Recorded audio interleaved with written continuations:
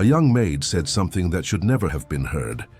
She called her boss cocky but handsome, thinking no one was listening. But he heard, and he didn't forget.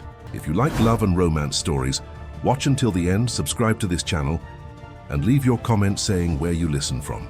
The bus creaked around a steep curve, kicking up red dust that stuck to the foggy window. Emma pressed her forehead against the cold glass and watched the landscape gradually change from the urban chaos of New York to verdant hills covered with ancient vineyards. Each mile took her further from the cramped apartment she shared with two roommates, the overdue bills stacked on the little plastic table, the suffocating routine of temporary jobs that barely paid the rent. At 22, Emma had already learned that dreams cost too much for someone born without money. The crumpled acceptance letter rested in her lap. Temporary housekeeper at the Cortez family estate. 3-month contract. Generous salary. Lodging included. There was something strange about how easily she had gotten the job without even an in-person interview. Just a quick phone call where a female voice, almost mechanical, asked basic questions about experience and availability. But Emma couldn't afford the luxury of questioning miracles. The driver announced the final stop in a hoarse voice. Emma got off with her worn suitcase, observing the wrought iron gate that rose before her like a medieval barrier. Through the ornate bars, she glimpsed a mansion of light-colored stone that seemed to have been torn from an old film and transplanted to these Hudson Valley hills.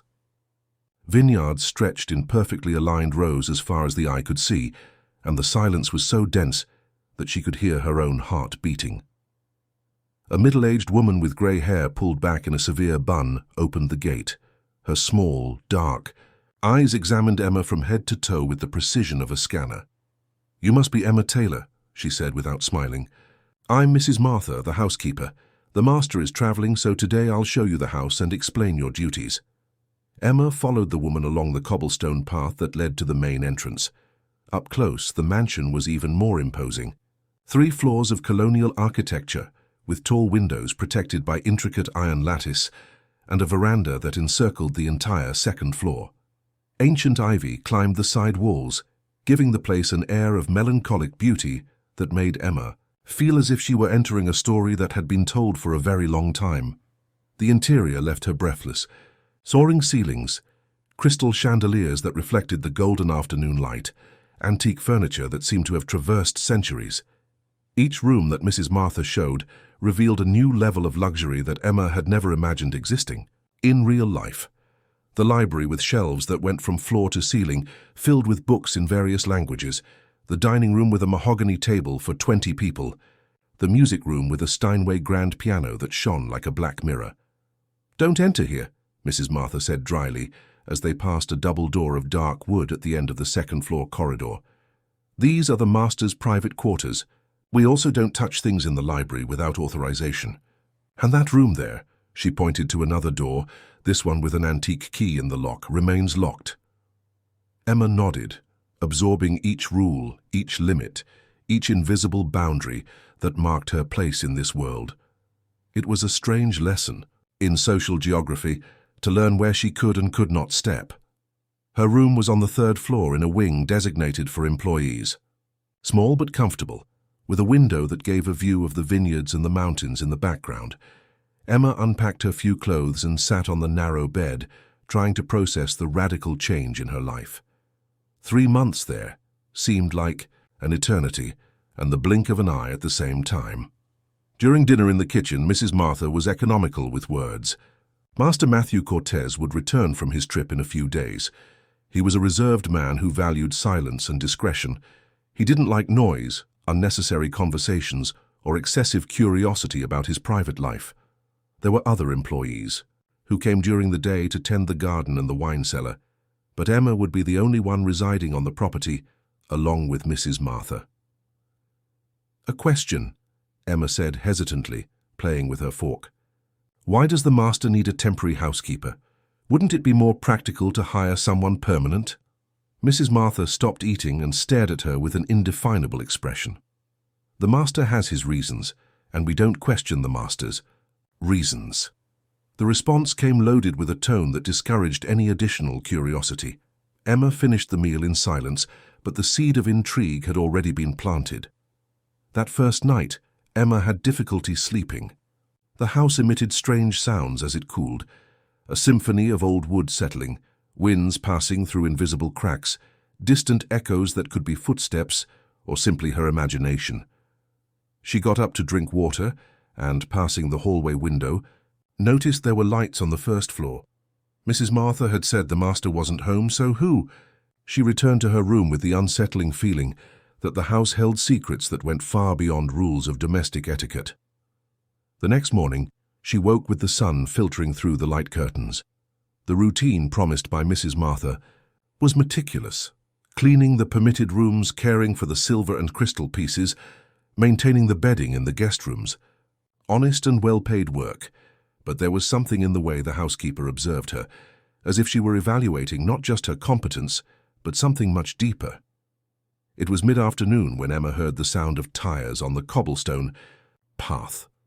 She ran to the second-floor window and saw a black Mercedes stop in front of the main entrance. The driver's door opened, and a man stepped out with fluid, controlled movements. Matthew Cortez was different from what she had imagined.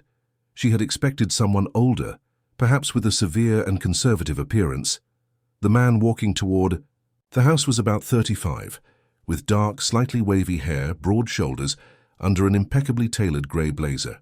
Even from a distance, Emma could tell he moved with the natural confidence of someone born knowing the world belonged to him. He looked up. His eyes met hers in the window for a moment that seemed to last much longer than it should have. Emma felt her face heat up and quickly moved away from the glass, her heart racing for reasons she couldn't name.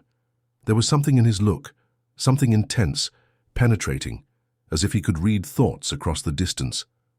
Emma spent the rest of the afternoon trying to concentrate on her tasks, but her thoughts kept returning to that moment at the window. There was something disturbing about the intensity of Matthew Cortez's gaze, as if he knew her from somewhere she couldn't remember. Mrs. Martha had disappeared right after his arrival, and the house filled with a different silence, more charged, more expectant. It was almost 6 in the evening when she decided to call Julia, her best friend since adolescence, who still lived in the small town where they grew up. Emma needed a familiar voice, something that connected her to the reality she knew. "Julia, it's me," she whispered into her cell phone, walking down the third-floor corridor. "Emma, how's princess life in the mansion?" Julia laughed on the other end of the line. "It's strange, you know, very luxurious, very quiet, and the owner of the house—" Emma stopped near the stairs, checking that no one was nearby. "He arrived today. He's different from what I imagined." "Different how?" Emma closed her eyes, trying to find words to describe the sensation that Matthew had awakened in her. "He's imposing. Has this posture of someone who commands the world, you know. But there's also something in his eyes that's almost—" She hesitated. "Almost what?" "Dangerous," Emma admitted, feeling her face heat up. "And to be honest, he's super hot. Kind of arrogant, but hot." She laughed softly at her own confession, shaking her head. She was being ridiculous. She was just a temporary employee in a house where she would probably be invisible to the millionaire boss. "Oh, Emma, you and this habit of complicating yourself with difficult men," Julia sighed. "Remember the literature professor from college? You spent an entire semester sighing over him." "This one's different," Emma murmured, slowly descending the steps. "There's a sadness in him that, I don't know. It's like he carries some great weight." She was so absorbed in the conversation that she didn't notice the figure standing at the bottom of the stairs until it was too late. Matthew Cortez was there, leaning against the wall of the corridor with a coffee cup in his hands and an expression she couldn't decipher.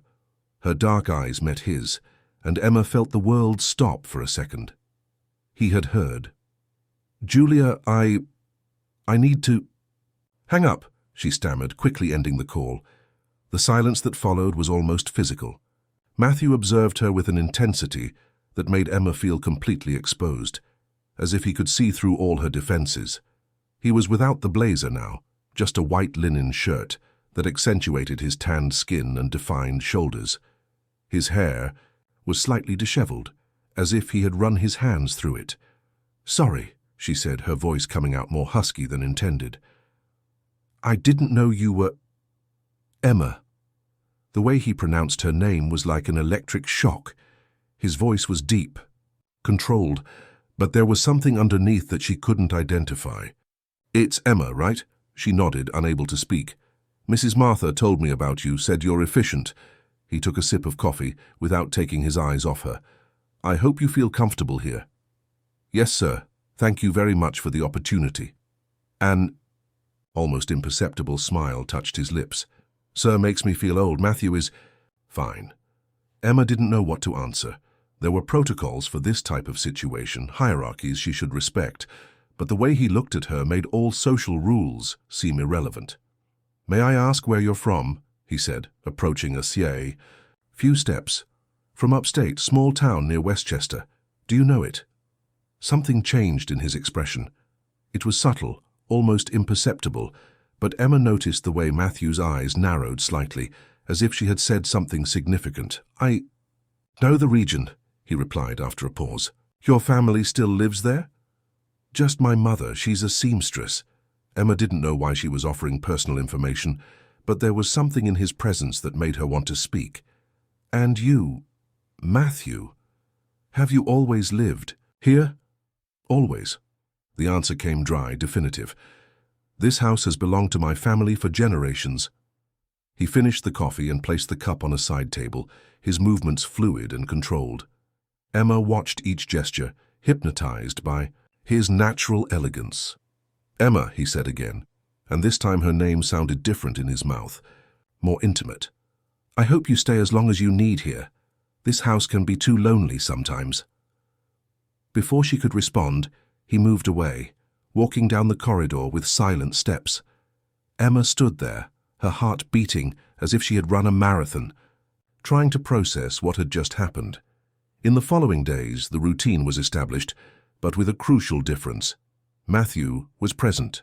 Emma began to notice patterns in his life that didn't make sense for a man of his position. He didn't receive visitors. He didn't take many calls. He spent hours in the library reading or in the office working on the computer. Sometimes, late, at night, she heard classical music coming from the first-floor salon. The strangest thing was how their paths crossed. Emma had memorized Matthew's schedules in the first few days to avoid him, but somehow he always appeared in the places where she was working.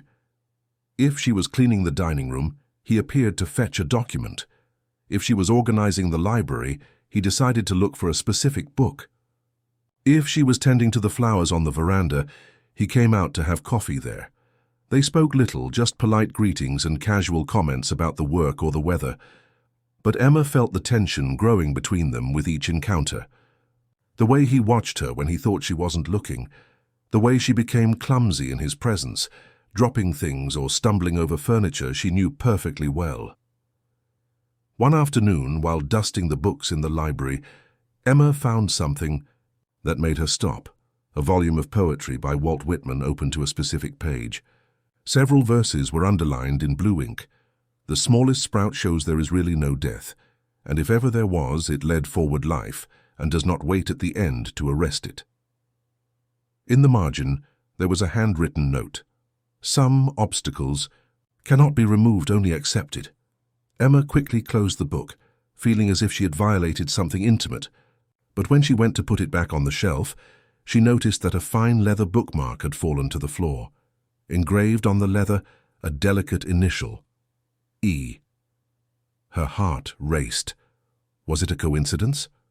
Or had Matthew left that there deliberately, knowing she would find it? That night, Emma could barely eat dinner. Mrs. Martha watched her with penetrating eyes as if she knew something had changed. Girl, the housekeeper finally said, a word of advice. This house has its own history. It's better not to mess with things you don't understand. Emma stared at her. What kind of things? Mrs. Martha rose from the table, collecting the plates with abrupt movements. The kind of things that can end up hurting innocent people. Mrs. Martha's words echoed in Emma's mind all night. She tossed and turned in the narrow bed, trying to decipher what the housekeeper had meant. What history did the house carry? And why would she, a simple temporary housekeeper, need to worry about it? The next morning, Emma woke determined to keep her distance from Matthew and focus only on work. But fate seemed to conspire against her resolution. When she went down for breakfast, she found only a note from Mrs. Martha informing her that she had gone to town to take care of business and would return only in the late afternoon. Emma was alone in the mansion with Matthew. The silence of the house seemed different without the watchful presence of the housekeeper, more intimate, more dangerous. Emma began her daily tasks, trying to ignore the sounds coming from Matthew's office, the typing on the computer, the dragging of chairs, the occasional answering of the phone with that deep voice that made her stomach contract. Around 10 in the morning, while polishing the silverware in the dining room, she heard footsteps approaching. Matthew appeared in the entrance, wearing a simple white t-shirt and dark jeans, a more casual version of him that was even more disturbing than the impeccable suits. "Emma," he said, and again her name sounded like a caress. "Could you do me a favor?" She straightened up, firmly holding the polishing cloth to hide the tremor in her hands. "Of course. What do you need?" "I need some documents that are in the library. In a blue folder on the second shelf to the right. My back is bothering me today, and climbing that ladder—" Emma nodded quickly. "I'll get it for you." "Matthew," he corrected gently. "Matthew," she repeated, and the name came out of her, mouth like something forbidden and delicious. In the library, Emma easily found the blue folder he had mentioned, but as she picked it up, some papers slipped and scattered on the floor. She knelt to collect them, and that's when she saw it. A black and white photograph, clearly old, of a young woman. The face was delicate, with large dark eyes and wavy hair loose on her shoulders. What made Emma gasp was the undeniable resemblance. The woman in the photo could be her older sister, or, "That's my mother." Matthew's voice behind her made her jump. He was standing in the library entrance watching her with an expression that mixed pain and something she couldn't name. "I'm sorry," Emma stammered, trying to quickly gather the papers. "I wasn't snooping, they fell and—" "No problem." He approached and knelt beside her to help collect the documents. The proximity was almost unbearable. Emma could smell his masculine cologne, a mixture of wood and spices that made her head spin. "Her name was Isabel. She died when I was 15. Emma looked at the photo again, her heart beating erratically. "She was very beautiful." "Yes," Matthew agreed, but there was a strangeness in his voice. "Very similar to—" He stopped abruptly, as if he had said too much. He quickly stood up and extended his hand to help her up. His touch was electric, the long, tanned fingers enveloped hers, and for a moment neither of them moved. "To whom?" Emma asked in a low voice, unable to look away from his dark eyes. Matthew didn't answer immediately. He was so close that she could see small lines around his eyes, signs of someone who had smiled a lot in the past, or suffered too much in the present. The tension between them was palpable, charged with a dangerous electricity. "To someone I knew a long time ago," he finally answered, his voice hoarse. Emma felt as if she were on the edge of a precipice. There were questions forming in her mind, connections she didn't want to make, possibilities that frightened her. But before she could articulate anything, Matthew moved away, creating a physical distance that seemed to open an abyss between them. "Thank you for the documents," he said, returning to a formal tone. "I'll let you continue your work." Emma was left alone in the library, her heart still beating irregularly, holding the photograph of Matthew's mother. The resemblance was undeniable, but what did it mean? And why did she have the feeling that she had stumbled upon something much bigger than a simple coincidence? The rest of the day passed in a strange fog. Emma tried to concentrate on her tasks, but her mind kept returning to that photograph, to the way Matthew had looked at her, to the words he had left half-spoken. When Mrs. Martha returned from town late in the afternoon, she brought with her a tense energy that immediately filled the house. "How was your day?" the housekeeper asked, but there was something investigative in the way she watched Emma. "Quiet," Emma lied. "Matthew needed some documents from the library, that's all." Mrs. Martha nodded slowly, but her small, penetrating eyes seemed to be reading much more than Emma was saying. That night, after dinner, Emma decided to call her mother. She needed to hear Claire's voice. Maybe ask some questions about the past that she had never had the courage to ask. "Mom, how are you?" "Emma, my daughter." Claire's voice sounded cheerful on the other end of the line. "How's life in the big house?" "It's good, Mom. Can I ask you something?" There was a pause.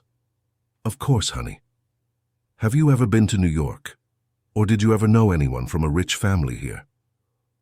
The silence that followed was too long. When Claire finally responded, her voice was different, more cautious.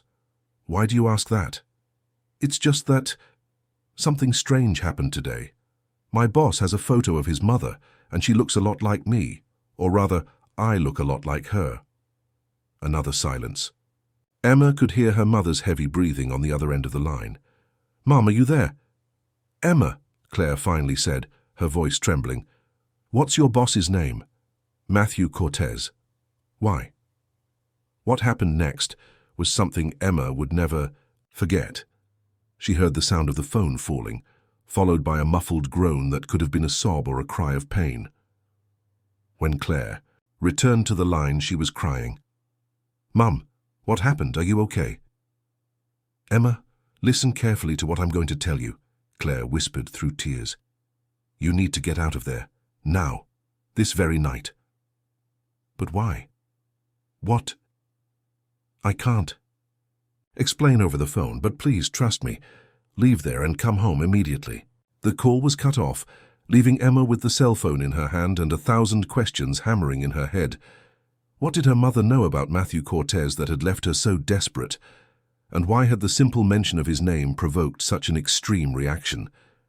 Emma went up to her room with trembling legs, but not to pack as her mother had asked. She needed answers before fleeing. She needed to understand what was happening, what invisible forces had conspired to bring her to that house, to that man, who looked at her as if she were simultaneously a painful memory and a precious discovery. Outside, the rain began to fall, beating against the mansion's windows with an almost desperate insistence. Emma stayed awake until late, watching the lightning illuminate the vineyards, knowing instinctively that her life had reached a point of no return. Downstairs, without her knowing, Matthew was also awake, standing at the office window, watching the storm and thinking about the expression on Emma's face when she saw the photograph. He knew time was running out. Soon, she would discover the truth. And when that happened, he would lose the only thing that had given meaning to his existence in recent years, the hope that the past could be corrected, that love could overcome guilt, that Emma could be his redemption. Emma woke the next morning with swollen eyes and a heavy head. She had slept only a few hours, tormented by confused nightmares where her mother cried, and Matthew watched her from afar with those intense eyes. The rain from the night before had passed, but had left a humid, charged air that seemed to mirror the tension she felt in her chest. She went down for breakfast, determined to act normally, but found only Mrs. Martha in the kitchen, preparing French bread with a grimmer expression than usual. The master left early, the housekeeper informed. Without Emma asking, he said he would return only in the late afternoon. Emma nodded, feeling a mixture of relief and disappointment. She needed time to think, to process her mother's desperate reaction, but at the same time felt a strange urgency to see Matthew, again to study his face for clues about the secrets that seemed to surround her. "Mrs. Martha," she said hesitantly, "may I ask a question?"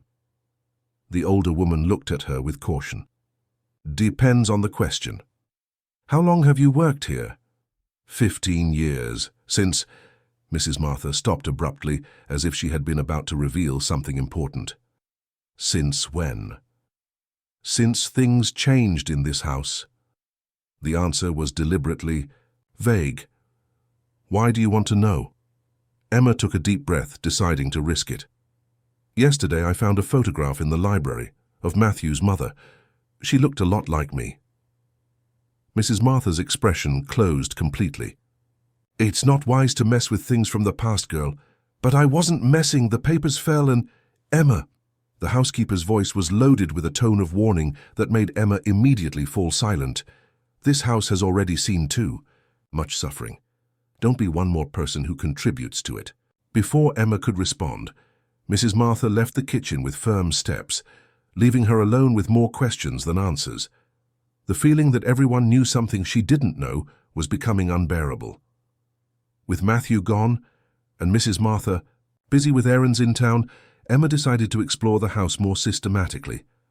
There were rooms she hadn't yet entered, corners and recesses that might hold clues about the mysteries surrounding her. She started with the second floor, checking each door, each corridor. That's when she noticed something strange. The room that Mrs. Martha had said was always locked was ajar. Emma hesitated for a moment, remembering the housekeeper's warnings, but curiosity won over prudence. She pushed the door slowly and entered. The environment left her breathless. It was clearly a woman's bedroom, preserved like a personal museum. The pink silk curtains framed windows that gave a view of the vineyards. The double bed was made up with white linen sheets, and on the dressing table were expensive beauty products that seemed to have been left there the day before. Everything was impeccably clean and organized, as if someone still lived there. Emma approached the dressing table and examined the objects: French perfumes, delicate jewelry, a silver hairbrush with some blonde hairs still caught in the bristles. Next to the mirror, a photograph in a gold frame showed a stunning woman, with platinum blonde hair and penetrating blue eyes, embracing a younger Matthew. Both smiled at the camera with the radiant happiness of those who believe the world belongs to them. On the back of the photograph, an inscription in feminine handwriting: "Forever, Lily and Matthew, 2018. Lily. Emma felt her stomach contract. That must be the dead fiancé that Mrs. Martha had vaguely mentioned, the woman for whom Matthew still maintained an untouched sanctuary 5 years after her death. Emma studied the face in the photograph, trying to understand what kind of love could leave a man so tied to the past. She continued exploring the room, driven by a morbid curiosity.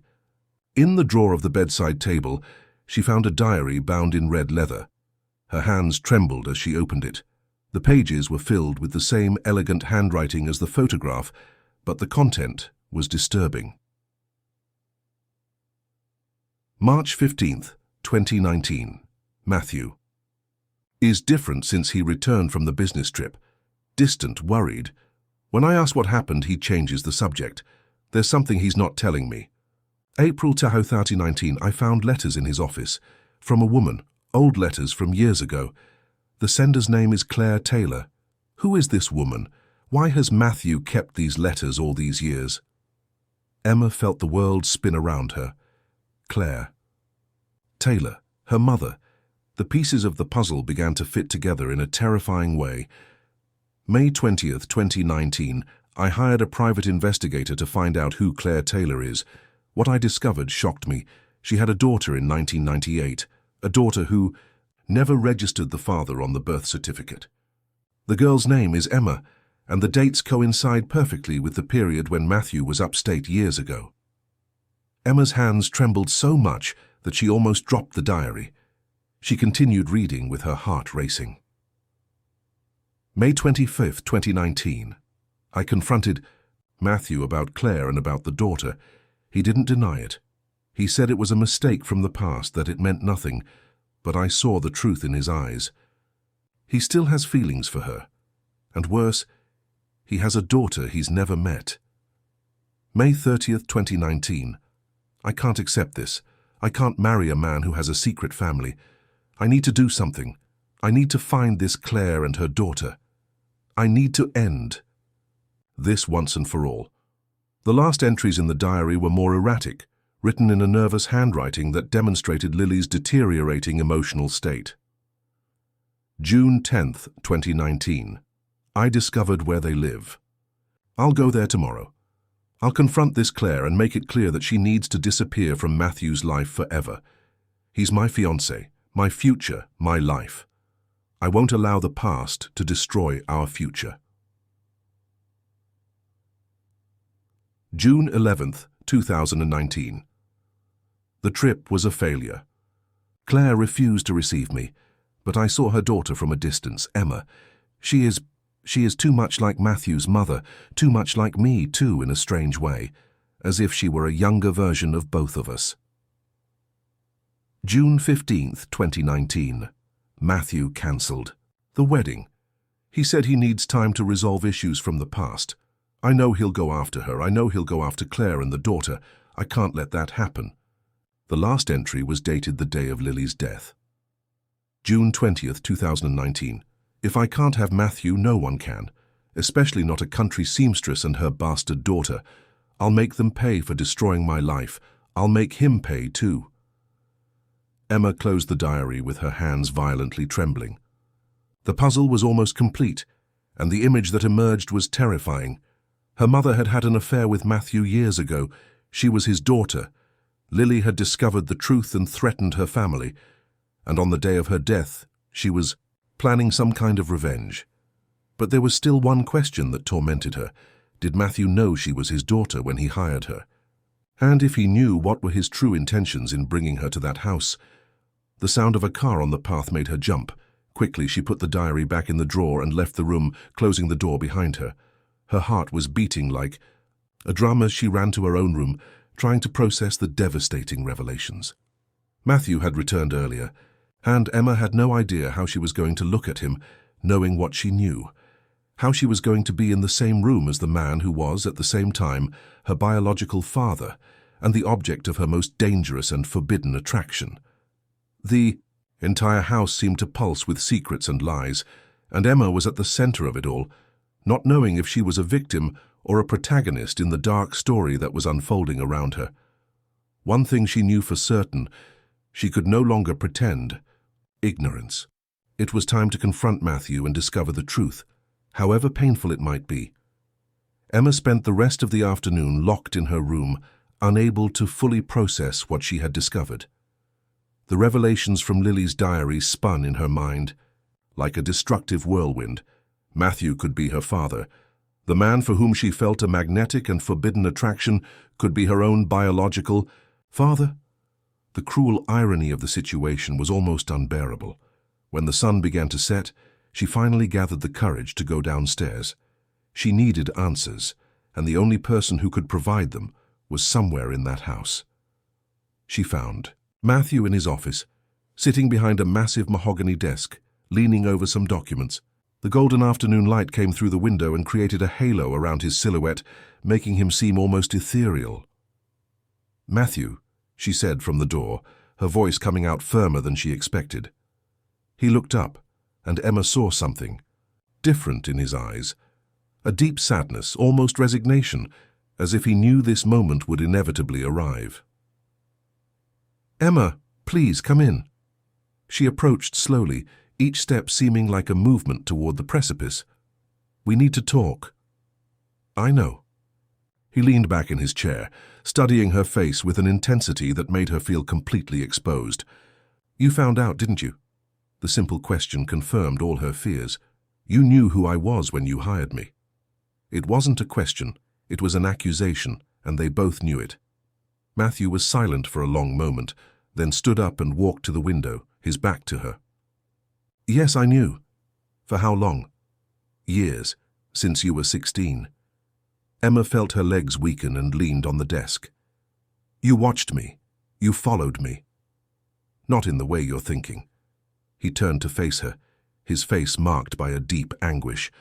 "I kept discreet investigators following you at a distance. I wanted to make sure that you and your mother were okay, that you didn't need anything. Without ever approaching, without ever seeking us out directly. I had no right." His voice was loaded with an old pain. "Your mother made it clear that she wanted nothing to do with me, that she preferred to raise you alone." Emma felt tears burning her eyes. "So, why did you bring me here? Why now?" Matthew sat back down, running his hands through his hair in a rare display of vulnerability. "Because Lily died, and before she died she discovered about you two. I read her diary." He looked at her surprised. "You went to her room?" The door was open. Emma didn't apologize. There was no room for apologies in that conversation. She was planning to harm us, wasn't she? Matthew closed his eyes as if the question caused physical pain. "Lily was complex. When she discovered about you and your mother, she became obsessed, said she was going to resolve the situation. And You let her? I broke up with her the same day I learned of her plans. His eyes opened, burning with intensity. I would never allow anyone to hurt you. Emma felt a confused mixture of relief and anger. But she died on the same day she was planning to seek us out. What a convenient coincidence. The implicit accusation hung in the air between them like a toxic cloud. Matthew stood up abruptly, his face pale. You think I killed Lily? I don't know what to think, Emma exploded, all the accumulated tension coming out at once. I discovered today that my whole life is a lie, that my mother hid from me who my father is, that you brought me here knowing exactly who I was, let me feel attracted to you, let me develop feelings. She stopped abruptly, realizing what she had just confessed. Matthew took a step toward her, his dark eyes shining with intense emotion. What feelings? It doesn't matter, Emma retreated, trying to maintain physical and emotional distance. None of this matters now. It matters to me. His voice was low, almost a whisper, but loaded with an intensity that made Emma tremble. There was something in the way he looked at her that didn't match the revelation that he was her father. Matthew, stop. She shook her head, confused. You're my father. That makes everything wrong, makes everything impossible. Emma, he said, approaching one more step. I need to tell you something. Something that might change everything. What? I'm not your father. The words hit her like a punch to the stomach. What do you mean? Matthew took a deep breath, as if he were preparing to reveal the most important secret of his life. Your mother and I did have a relationship, yes, but you're not my biological daughter. I know this because I did a DNA test 3 years ago, Emma. Sat heavily in a chair trying to process the information. But the dates, Lily's diary... Lily assumed you were my daughter based on the dates and the resemblance to my mother, but she was wrong. Matthew knelt before her, forcing her to look him in the eyes. Your mother became pregnant shortly after our breakup. The biological father is someone else. Who? I don't know. Your mother never told me, and I never pressed her. I respected her choice to keep it secret. Emma felt as if she were on an emotional roller coaster. Relief, confusion, anger, hope, all mixed in an impossible-to-process whirlwind. Then why did you bring me here? If I'm not your daughter, why all this interest? Matthew hesitated, and Emma saw vulnerability in his eyes for the first time since she had met him. Because I loved your mother deeply. And when I lost her, I thought I had lost my chance for happiness forever. He paused, his voice becoming lower. But when you grew up and became a woman, I fell in love with you too. The confession left her breathless. Matthew, I know it's wrong. I know there's a difference in age, in social class, in everything. I know you probably hate me now for having lied, for having manipulated the situation to bring you here. But I needed to have a chance. I needed to know if what I felt was reciprocated. Emma stared at him, trying to separate the anger from the attraction, the confusion from the desire. You've lied to me from the first day. I lied about knowing your mother. I lied about knowing who you were, but I never lied about my feelings. He stood up, passing his hand over his face in a demonstration of exhaustion. And now that you know the truth, you have every right to leave. I can arrange a transfer, a better job in New York, anything you want. Emma was silent for a long time, absorbing everything that had happened. The revelation that they weren't blood relatives changed everything, but it didn't erase the feeling of having been manipulated, of having been brought to that house under false pretenses. I need time, she finally said. I need to process all of this. Matthew nodded, the disappointment clear on his face. I understand. Take all the time you need. Emma got up to leave, but stopped at the door. One last question. What really happened to Lily? Matthew looked at her for a long moment before answering. She discovered that I was in love with you, even without being sure of who you were to me. On the day she died, we had a terrible argument. She threatened to reveal everything to the press, destroy my reputation, make a scandal. Said she would go after you and your mother anyway, even if I no longer wanted to marry her. And then she left the house furious, returned hours later drunk, screaming, completely out of control. She ran up the main staircase, tripped and fell. His voice was without emotion, as if he were reporting facts about a stranger. When I found the body, she was already dead. You didn't try to help her. I wasn't home when she fell. I had gone out to walk in the vineyards to try to calm my nerves. He looked at her directly. If I had been there, perhaps I could have prevented the tragedy. Emma nodded slowly and left the office, leaving Matthew alone with his secrets and his guilt. Now she knew the truth, or at least part of it, but knowing the truth didn't make the decisions easier. If anything, it made them even more complicated. Emma spent the entire night awake, looking at the ceiling of her room while Matthew's revelations echoed in her mind. She wasn't his daughter. He was in love with her. The attraction she felt for him was no longer forbidden in the way she had thought, but that didn't make the situation any less complicated. There were lies, manipulation, a mysterious death, and a past that seemed determined to haunt the present. The next morning she decided to call her mother. She needed to hear Claire's version of the facts, needed to understand why her entire life had been built on half-truths. "Mom, I need you to be honest with me," Emma said as soon as Claire answered. "About Matthew Cortez, about my father." Silence on the other end of the line was long and heavy. "You found out," Claire finally whispered. "I found out that you had a relationship. I found out that I'm not his daughter. What I didn't find out was why you lied to me my whole life." Claire began to cry on the other end of the line, a low and desperate cry that broke Emma's heart. "I wanted to protect you," she said between sobs. "I wanted to protect us both." "From what? From whom?" "Emma, you don't understand. Matthew Cortez isn't just a rich man. He comes from a powerful family, with political connections, with influence. When I got involved with him, I was young, naive. I thought it could be like in the movies, the poor girl who wins the prince." Emma sat on the bed, listening attentively. "But his family would never accept me. And when I got pregnant—" Claire paused, breathing with difficulty. "When I got pregnant, Matthew was about to get engaged to Lily Montgomery, a union arranged by the families, a marriage of convenience that would bring benefits to the businesses of both. So you ran away." "I discovered I was pregnant a week after Matthew announced the engagement. I didn't have the courage to tell him. I was afraid he would think it was an attempt at blackmail to separate him from his rich fiancée." "But Mom, who is my father then?" Another long silence. When Claire spoke again, her voice was almost inaudible. "After I fled from New York, I returned to our town. I was devastated, crying every day. Your grandfather, God rest his soul, was very ill at the time. I spent my days taking care of him in the hospital." Emma felt a chill in her stomach, sensing something terrible. There was a doctor there, Dr. Edward Sanders. He was kind to me, consoled me, said everything would be okay. One night after your grandfather died, I was completely shattered. Dr. Edward offered me a ride home, stopped on the way, said I needed to talk to someone. Mom, no. He gave me something to drink, said it was to calm me down.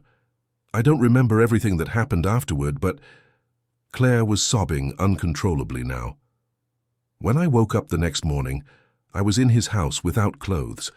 He said we had slept together, that I had agreed, but I didn't remember anything. Emma felt nausea rising in her throat. He drugged you. He raped you. I never used that word. I couldn't. It was easier to pretend it hadn't happened. And you never reported him. How? Who would believe a seamstress against a respected doctor? And I was pregnant, Emma. When I found out a few weeks later, I didn't know if the father was Matthew or Dr. Edward. Emma closed her eyes, trying to absorb the magnitude of her mother's tragedy. That's why you never wanted to talk about my father. I couldn't. If you were Matthew's daughter, it meant that I had lost the love of my life out of pride and fear. If you were Dr. Edwards— Claire didn't finish the sentence. Where is he now? He died 5 years ago. Heart attack. Emma felt a mixture of relief and frustration. The man who was possibly her biological father had died without her ever knowing the truth. Mum, Matthew did a DNA test. I'm not his daughter. The silence that followed was deafening. So you are. Claire couldn't finish. The daughter of a rapist, Emma completed bitterly. Don't say that, Claire shouted. You are my daughter. You are the purest and best thing that happened in my life. It doesn't matter how you were conceived. Emma began to cry, finally understanding the weight her mother had carried all these years. Why didn't you tell me before? Because you were my light in the middle of all that darkness, and I was afraid that if you knew the truth, you would hate me for having kept you. I would never hate you, Mum. They cried together on the phone for several minutes, years of secrets and pain finally coming to the surface. Emma, Claire said when she calmed down, you need to get out of there. You can't stay near Matthew. It's dangerous. Why? Because I know how he used to look at me. I know the kind of passion he's capable of feeling. And if he brought you there, if he discovered who you are, he might be confusing you with me. He might be trying to relive our relationship through you. Emma thought about her mother's words, but also remembered Matthew's confession the night before. He had been clear. He was in love with her, not with the memory of Claire. Mom, I need to decide for myself what to do. Emma, please. I love you, and I understand why you made the choices you made, but now I need to make mine. After hanging up, Emma went down for breakfast, but found only Mrs. Martha in the kitchen with an even grimmer expression than usual. The master left early, the housekeeper informed. Said he had urgent business in the city. Emma nodded, feeling a pang of disappointment. Part of her had hoped to find him, hoped to continue the conversation from the night before. Mrs. Martha, she said, taking courage, may I ask a question? Did you know about my mother and Matthew? The older woman stopped washing the dishes and turned slowly to face her. I know much more than I should know, girl. What do you mean? Mrs. Martha dried her hands on her apron and approached the table where Emma was sitting. I've worked for this family for more than 20 years. I saw Matthew grow up, saw his relationships, saw the choices he made. And what do you think of all this? I think some loves are cursed from the beginning. I think there are forces in the universe that conspire to keep certain people apart, and I think you two are playing with fire. But you don't think he's a bad person, do you? Mrs. Martha hesitated. Matthew isn't bad, but he's obsessed. When he wants something, he doesn't measure consequences to get it. And he wants you, Emma. That's obvious to anyone who sees him looking at you. And that worries you. It worries me because you two carry the weight of a tragedy that wasn't the fault of either of you. And it worries me because this house has already seen too much suffering. At that moment, the kitchen phone rang. Mrs. Martha answered, and Emma could see her expression gradually change to something close to panic. Yes, sir. I understand. Yes, she's here. Very well. When she hung up, her hands were trembling. What happened? Emma asked, alarmed. Someone sent an anonymous letter to the police, Mrs. Martha said with a trembling voice, asking to reopen the case of Lily Montgomery's death, and they mentioned your name. Emma felt the blood freeze in her veins. My name? Why? I don't know. But the master said for you to stay home today. Not to answer the door, not to talk to strangers. He said he's coming here with the lawyer. Emma stood up from the table with shaky legs. The feeling that she was being pulled into the center of a storm she didn't fully understand left her nauseated. Mrs. Martha, who could have sent that letter? The housekeeper shook her head slowly. I don't know, girl, but whoever it was, they know secrets that could destroy many people. Outside, the wind began to blow harder, making the windows of the mansion tremble. Emma had the premonitory feeling that the approaching storm wasn't just meteorological. Matthew arrived home in the middle of the afternoon, accompanied by an elegant man in a grey suit, whom Emma presumed was the lawyer. Through the window on the second floor, she saw them talking intensely in the path before entering. The body language of both radiated tension and urgency. Emma came down when she heard voices in the office. The door was ajar, and she managed to catch fragments of the conversation. Investigation was officially reopened this morning, the lawyer was saying. The anonymous letter contained specific information about discrepancies in the original report of Lily's death. Someone with medical knowledge questioned the accident version. And why did they mention Emma? Matthew's voice was loaded with tension. The letter suggests that she may have relevant information about the events that preceded the death. It specifically mentions that she is the daughter of a woman who had a relationship with you in the past. Emma felt her stomach contract. Someone knew about the connection between her mother, and Matthew. But who? I need to talk to Emma, Matthew said. She needs to know exactly what's happening. Emma knocked lightly on the door and entered. The two men turned to her, and she saw genuine concern on Matthew's face. Emma, this is Dr. Robert Mitchell, my lawyer. He needs to ask some questions. The lawyer was a man of approximately 50, with impeccably combed grey hair and intelligent eyes that studied her with professional attention. Miss Taylor, please sit down. I need to understand exactly when and how you came to work here. Emma told her version of the facts, the job advertisement, the phone interview, the quick hiring. The lawyer took meticulous notes. And you had prior knowledge of any connection between your family and Mr. Cortez? No, I discovered only yesterday. What exactly did you discover? Emma looked at Matthew, who nodded encouragingly. She reported the conversation with her mother, the past relationship, the circumstances of her birth. The lawyer listened, without interruptions, but she noticed that his eyebrows rose when she mentioned Dr. Edward Sanders. Dr. Edward Sanders, he repeated. That name is familiar to me. Wasn't he the one who worked at St. Rita's Hospital in Westchester in the 90s? Yes. Why? The lawyer exchanged a significant look with Matthew, because Dr. Sanders was mentioned in the anonymous letter. Emma felt the world spin around her. What do you mean? The letter suggests that Dr. Sanders may have information about medications that were missing from the hospital at the time of Lily's death, medications that could have been used to alter someone's mental state. Are you implying that Lily was drugged before she died? Emma asked, her voice coming out higher than intended. I'm saying that someone wants the police to investigate that possibility. Matthew stood up abruptly and walked to the window. This doesn't make sense. Edward died 5 years ago. How could he have any relationship with Lily's death? Maybe not him directly, the lawyer said carefully, but someone who had access to the medications through him, someone who knew the effects of certain substances. Emma felt nausea rising in her throat. You think my mother... No, Matthew said firmly, turning to her. Your mother was 300 miles from here when Lily died. I verified that at the time. The lawyer continued asking questions for another hour, mapping the chronology of events, the people involved, the possible connections.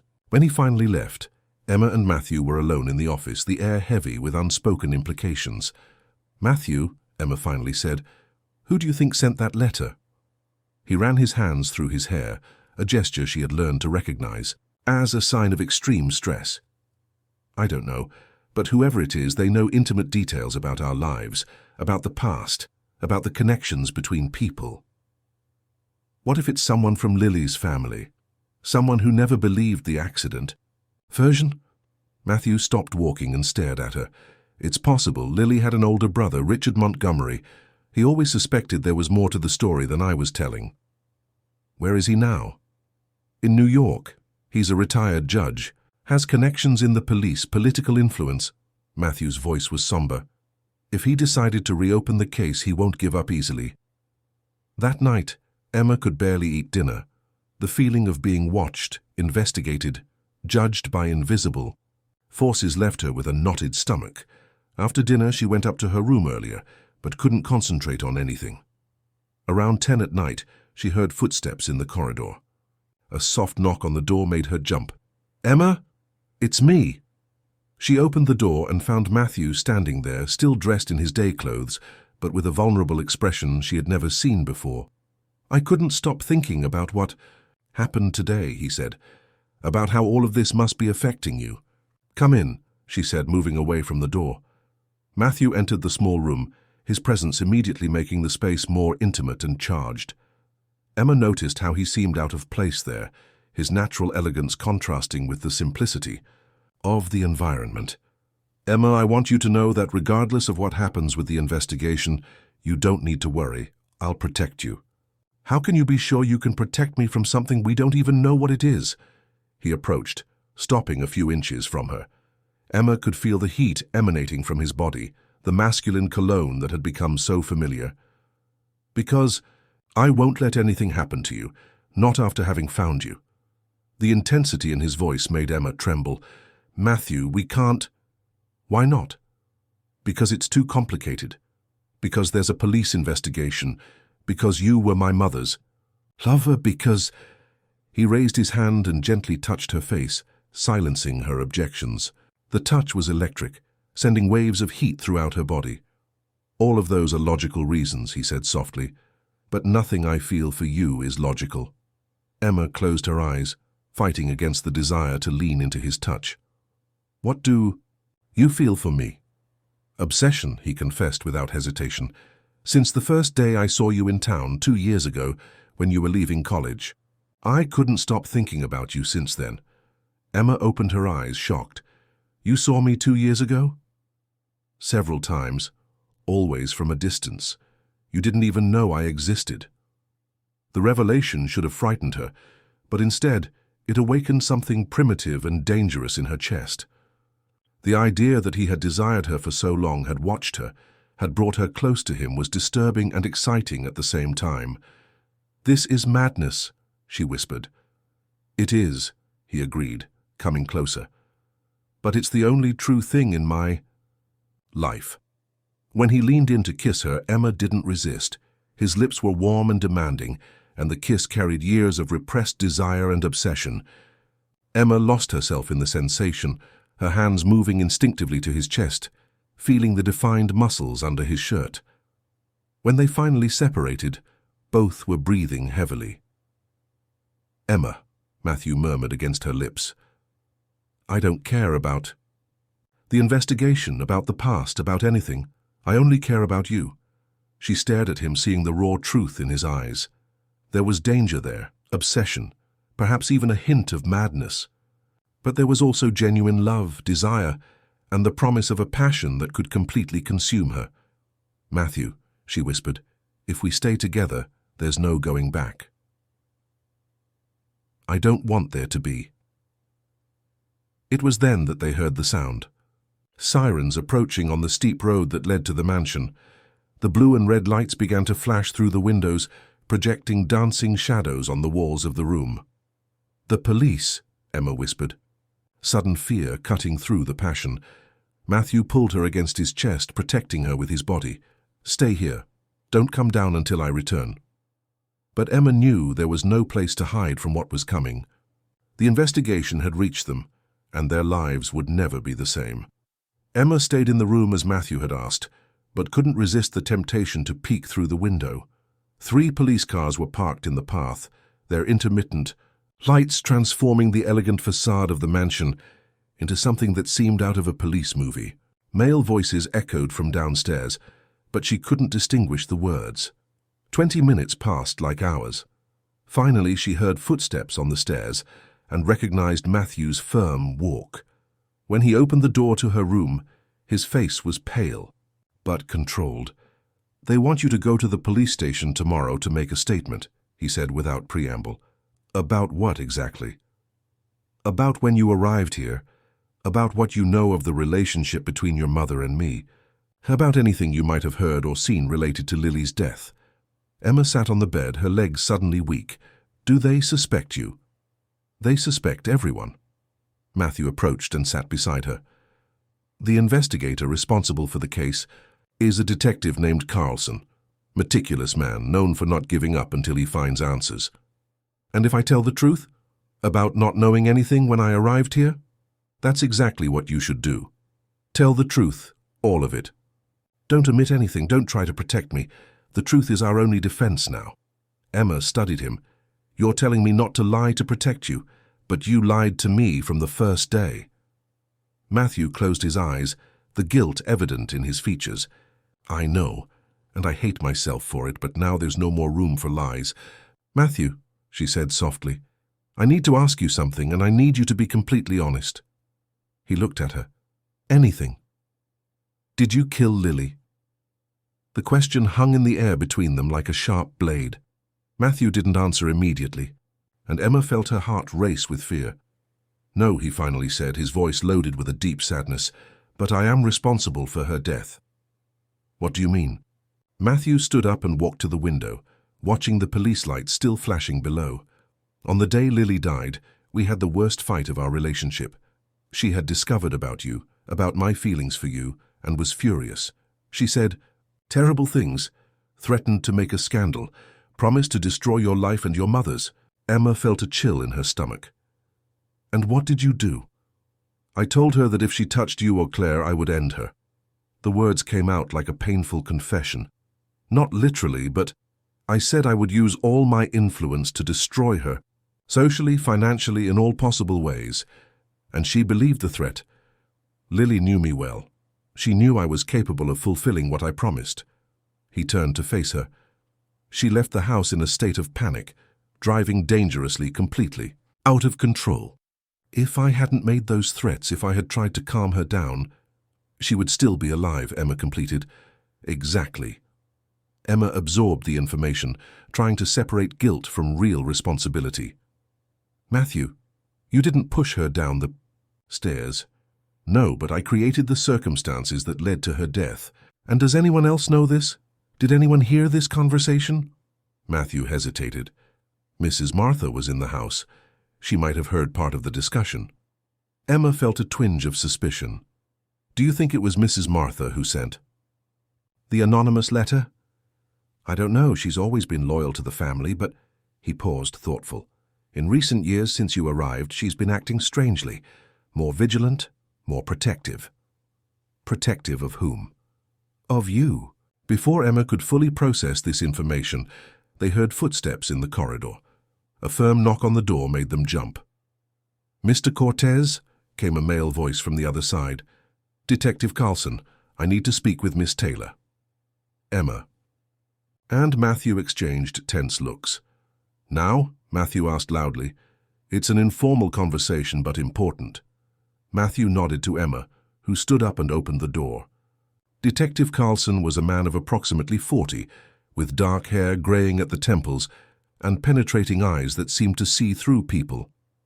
"Miss Taylor, excuse the hour, but some information has come to my attention that makes our conversation urgent." "What kind of information?" Matthew asked, positioning himself slightly in front of Emma. "The kind that suggests Miss Taylor may not be who she claims to be." Emma felt her blood freeze. "I don't understand." The detective took a folder from the bag he was carrying and removed some documents. "We received this afternoon a second anonymous letter, this one with very specific information about your identity, Miss Taylor." He extended a photograph to Emma. It was a security camera image in black and white, showing a young woman entering a building. "This photo was taken 3 weeks before you were hired here. The building is a private investigation office in New York." Emma studied the image, her heart beating irregularly. The woman in the photo could be her, but the quality was too poor to be sure. "So what?" Matthew asked, but Emma noticed tension in his voice.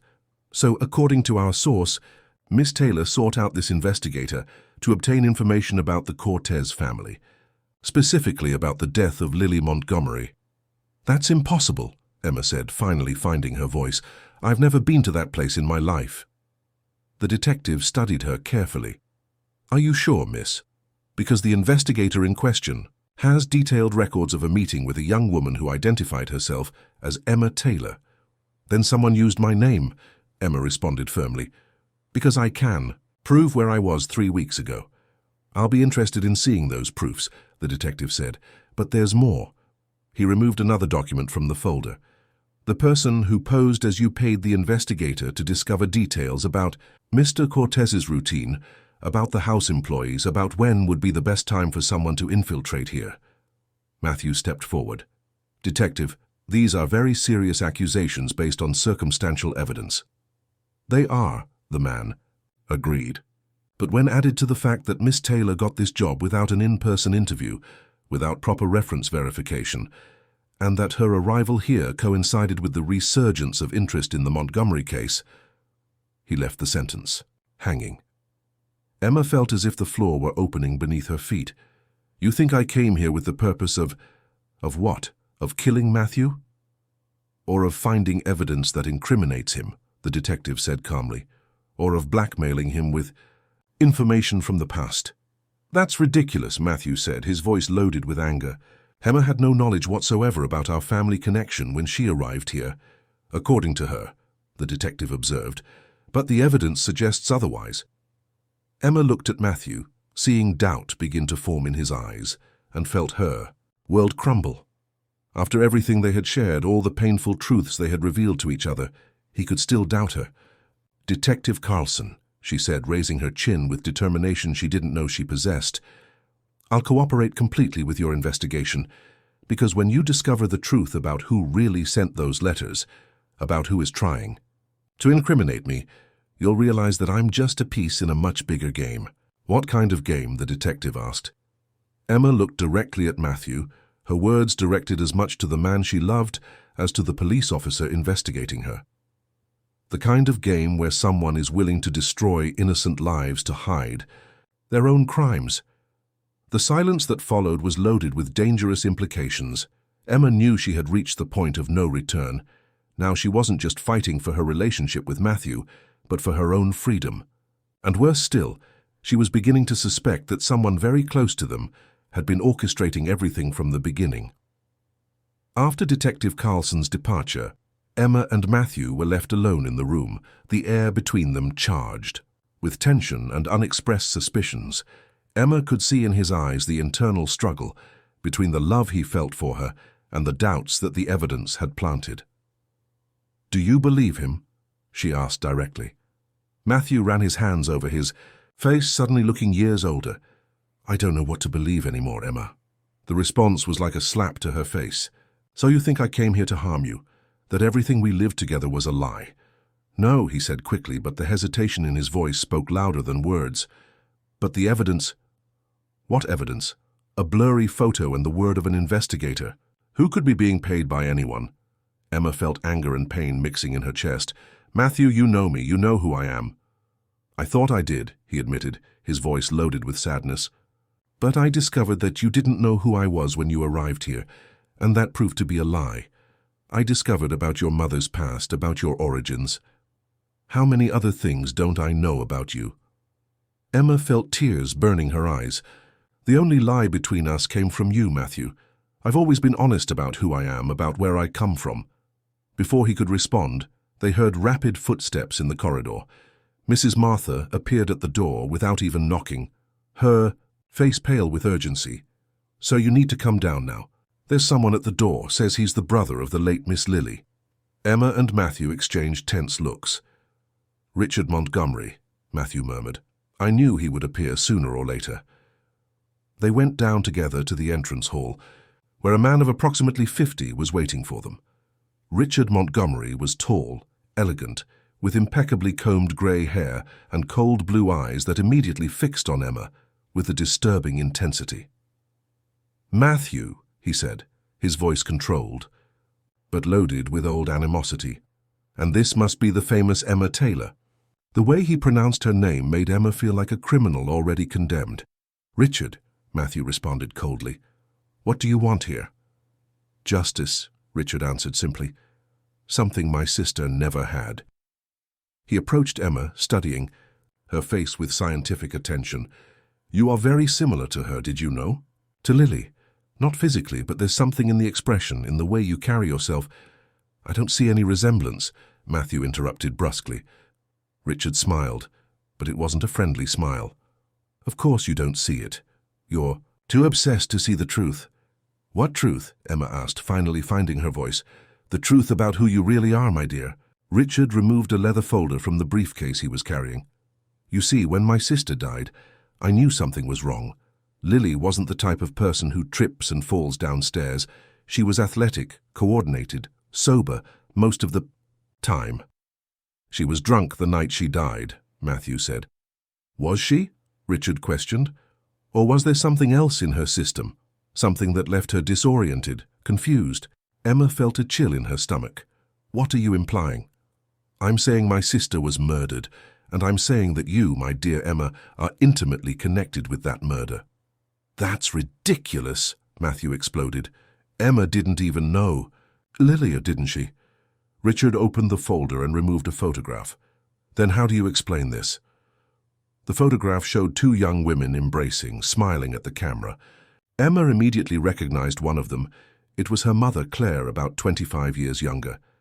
The other woman was blonde, elegant, with the same blue eyes as Richard. Lily, Emma whispered. Exactly. Your mother and my sister met years ago. They were friends.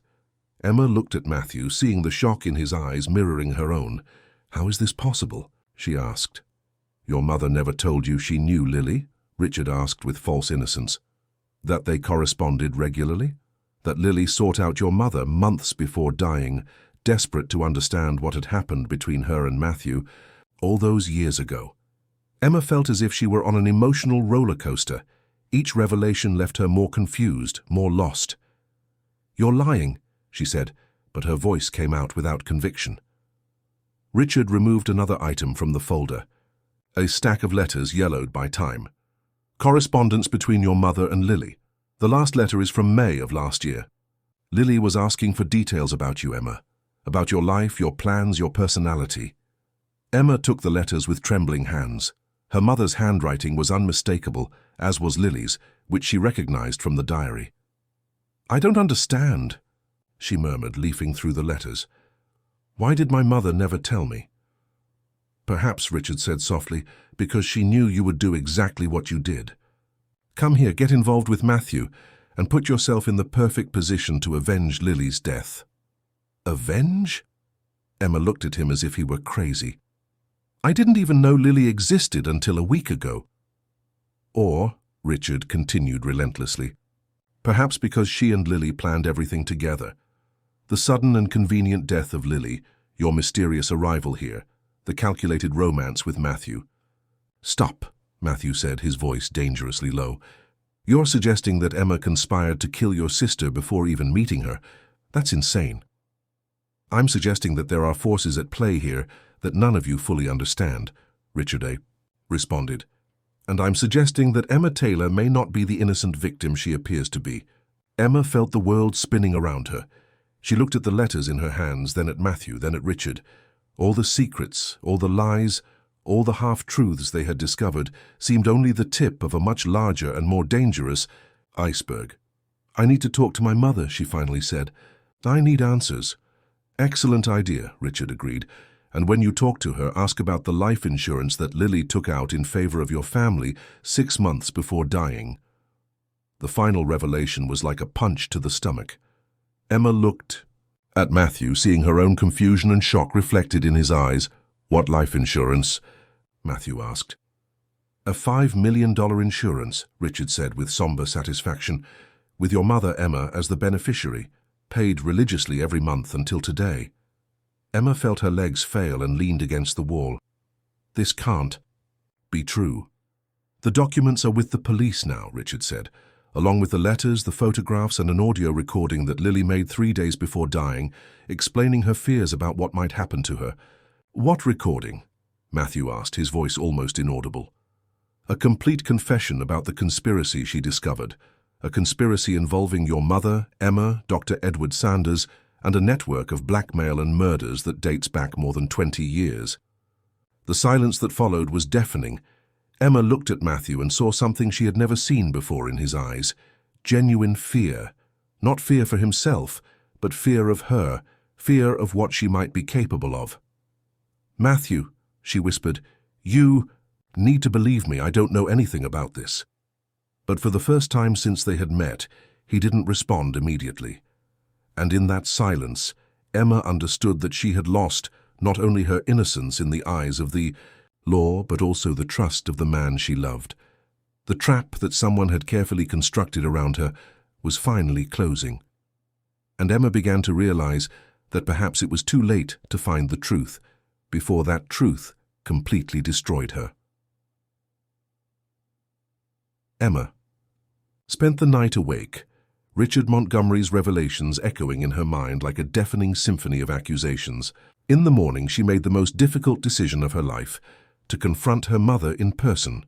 Matthew had offered to go with her, but Emma refused. She needed to do this alone. The 3-hour journey to the small town upstate seemed to last an eternity. With each mile, Emma felt the weight of doubts and suspicions growing in her chest.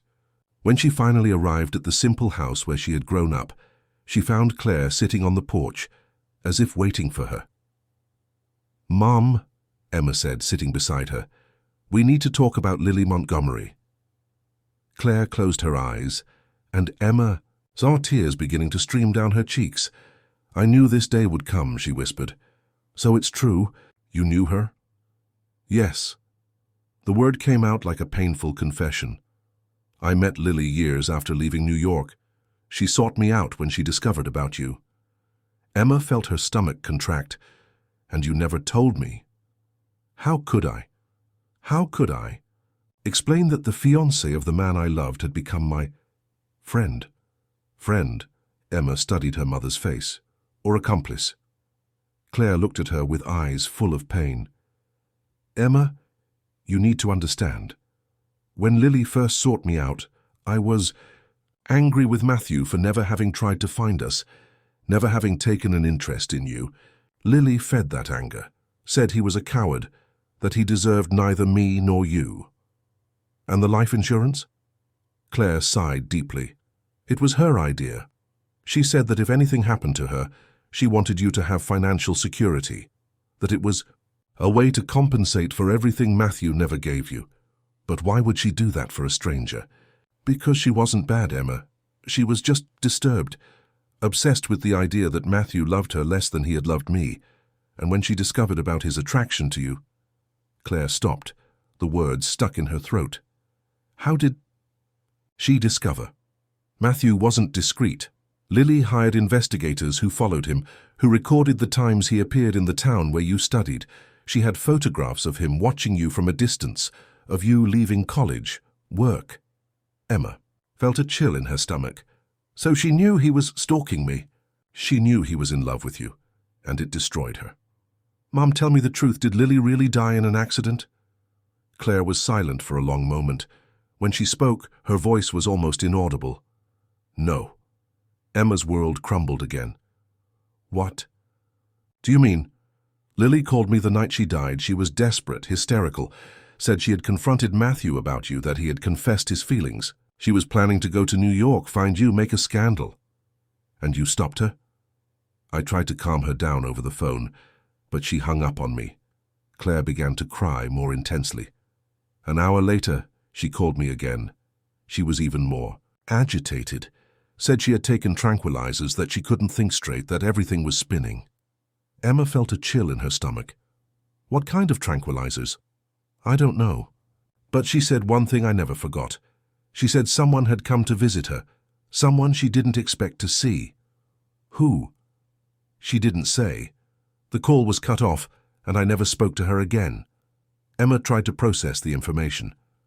"Mom, do you think someone deliberately drugged her?" "I don't know, Emma, but I always suspected there was more to the story." "Then why did you never say anything? Why did you never tell the police?" Claire looked at her with eyes full of guilt. "Because I was afraid they would discover about the life insurance, about our friendship, afraid they would think I had reasons to wish for her death." Emma stood up, walking around the small porch while trying to organize her thoughts. "Mom, who else knew about your friendship with Lily?" "Nobody. At least I thought nobody knew." "And about Dr. Edward Sanders, did he know?" Claire hesitated. "Lily sought him out a few times, said she was suffering from anxiety, that she needed medications to sleep." "Did he prescribe drugs for her?" "Yes, but Emma," Claire's voice became even lower, "there's something I never told you about Edward Sanders." Emma felt a chill. "What?" "He didn't die of a heart attack. He committed suicide. Left a letter confessing that he had committed crimes against several patients over the years." The revelation was like a punch to the stomach. Emma leaned on the porch railing, trying to absorb the magnitude of what she was discovering. "And you think Lily discovered this?" "I think she discovered that he was capable of forcing situations, and I think she used that information against him." "For what?" "To get stronger medications, to blackmail him in some way." Emma closed her eyes. the pieces of the puzzle finally beginning to fit together. "Mom, I think I know what happened." She took her cell phone and called Matthew. When he answered, his voice was tense. "Emma, where are you?" "I'm with my mother." "Matthew, I need you to check something for me. On the night Lily died, was anyone else in the house?" "What do you mean?" "Was Mrs. Martha there?" There was a long pause. "She was. She always stayed when we had discussions to help clean up the mess afterward." "Matthew, I think I know who killed Lily." "Emma, don't say that over the phone." "I need to say it. Mrs. Martha had access to the medications through Dr. Edward Sanders. She knew about the relationship between my mother and Lily. She knew about your feelings for me." "Why would Mrs. Martha do that?" "Because she loves you, Matthew. Always has. And she couldn't bear to see you suffer because of Lily, nor see you get involved in a situation that could destroy your reputation." Another long silence. "And she arranged everything to make me look guilty," Emma continued. "She sent the anonymous letters, provided the false evidence. She wanted to get rid of Lily and incriminate me at the same time." "Emma, come back here. Now I won't let anything happen to you." When Emma arrived back at the mansion, she found the police there again. But this time it wasn't she or Matthew who were being interrogated. Mrs. Martha was sitting in the living room, her hands handcuffed, her face finally revealing the truth she had hidden for years. Matthew ran to Emma and pulled her into his arms. "She confessed," he whispered in her ear. "Confessed everything." Detective Carlson approached them. "Miss Taylor, your suspicions were correct. Mrs. Martha had been blackmailing Dr. Edward Sanders for years, using information about his crimes to get controlled medications. On the night of Lily's death, she put a lethal dose of sedatives in her drink." "But why?" Emma asked, though she already knew the answer. "Because she had been in love with Mr. Cortez for decades. She saw Lily as an obstacle to his happiness, and later saw you as a threat to the memory she had built of the perfect woman he should love." Emma looked at Mrs. Martha, who stared at her with a mixture of hatred and resignation. "You didn't deserve him," the woman said in a hoarse voice. "None of you deserved him." 6 months later, Emma was standing on the mansion's veranda, watching the sunset tinge the vineyards with gold. Matthew approached from behind and embraced her. "What are you thinking about?" he asked softly. "About how strange it is that something so terrible brought us together," she replied, leaning against his chest. "It wasn't the terrible that brought us together," Matthew said, kissing her neck. "It was love. A love that survived lies, suspicions, tragedies, and time." Emma turned in his arms, looking at the man who had become the center of her world. The engagement ring on her finger shone in the golden afternoon light. "Matthew Cortez," she said with a smile, "are you sure you want to marry a woman who was almost accused of murder?" He kissed her deeply before responding. "Emma Taylor, I would marry you under any circumstances, under any suspicion, against any obstacle, because you are my redemption, my peace, my second chance to be happy." And as they kissed under the sky that was painting itself pink and gold, Emma knew she had found not only the love of her life, but also her own strength. They had faced the worst that the past could offer, and emerged stronger, more united, more certain that some loves are powerful enough to overcome any storm. The mansion that had once held dark secrets now echoed with laughter and plans for the future. And Emma, the simple